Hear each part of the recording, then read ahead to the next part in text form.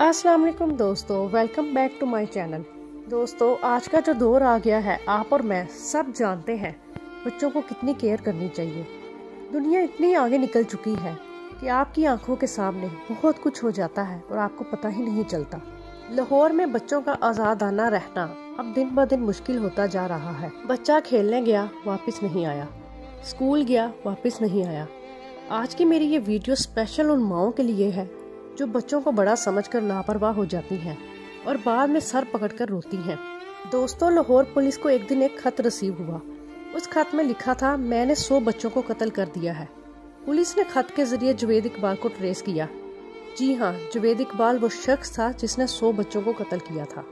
लेकिन जब पुलिस जवेद इकबाल तक पहुंची तो इसको देखकर ऐसा लगता था जैसे इसने कत्ल किया ही ना हो। ये सादा सा शख्स था। पुलिस ये समझी शायद ये पागल वागल है, लेकिन इस आदमी की हकीकत कुछ और ही थी। दोस्तों, पुलिस ने जवेद इकबाल को नहीं पकड़ा, लेकिन जवेद इकबाल ने एक खत जंग अखबार में बेच दिया और जंग अखबार वालों को इसने उन बच्चों की तस्वीर भी भेजी जिनको इसने बहुत ही बेदर्दी से कत्ल किया था। जवेद इकबाल ने इस खत में उस घर का एड्रेस भी दिया जहां इसने उन बच्चों को मारा था। इसने ये भी लिखा कि मैं बच्चों को मार कर इनकी बॉडीज को तेजाब में फेंक दिया करता था। यानी उसने अपना जुर्म और इस जुर्म की सारी डिटेल खत में लिख डाली। पुलिस ने वो घर ढूंढना शुरू कर दिया और एक छोटे से घर पहुंच गई जहां जवेद इकबाल ने बच्चों को कत्ल किया था। इससे साफ जाहिर होता था जवेद इकबाल सच बोल रहा है। और तो और इस घर से वो ड्रम भी मिल गए जिसमें इन बच्चों के बॉडी पार्ट्स मौजूद थे। इन ड्रम्स में तेजाब था, वो बच्चों को मार कर ड्रम में फेंक देता था। इस घर में ऐसे थैले भी थे जिसमें बच्चों के बाल रखे हुए थे। ऐसा भयानक मंजर पुलिस ने आज तक ना देखा था। लेकिन 100 बच्चों का ये कातिल आखिर था कौन और इसने ऐसा क्यों किया? दोस्तों, जवेद इकबाल लाहौर में पैदा हुआ और ये 8 बहन भाई थे।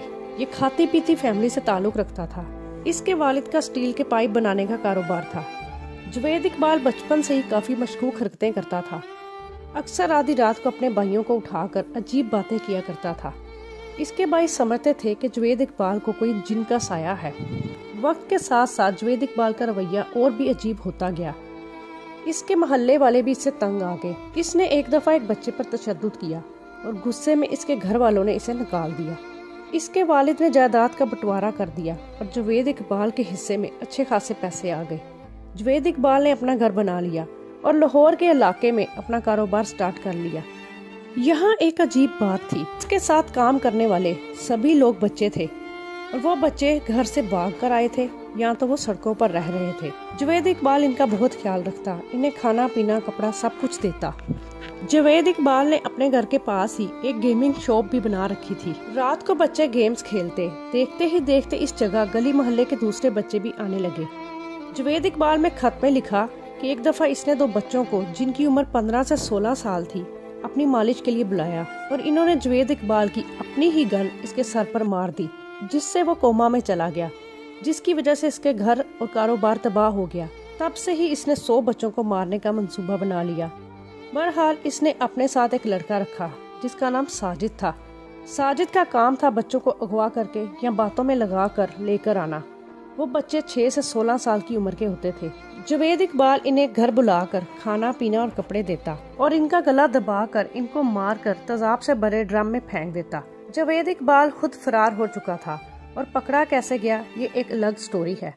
दरअसल इसके पास पैसे खत्म हो रहे थे और इसके साथ साजिद नामी शख्स मौजूद था जो इसका साथ देता था। जवेद इकबाल ने बैंक से पैसे निकलवाने के लिए चेक कैश करवाया और पुलिस ने इसके साथियों को पकड़ लिया और कुछ ही दिनों बाद जवेद इकबाल ने खुद ही गिरफ्तारी दे दी। इसको सजाए मौत सुनाई गई और जज ने कहा इसको उन बच्चों के वालिदैन के सामने मारा जाए जिसको इसने कत्ल किया। मौत के बाद इसके 100 टुकड़े किए जाएं और इनको तेजाब में डाल दिया जाए। दोस्तों, आप सबसे रिक्वेस्ट है, आजकल का जो दौर है, अपने बच्चों का खास ख्याल रखिए।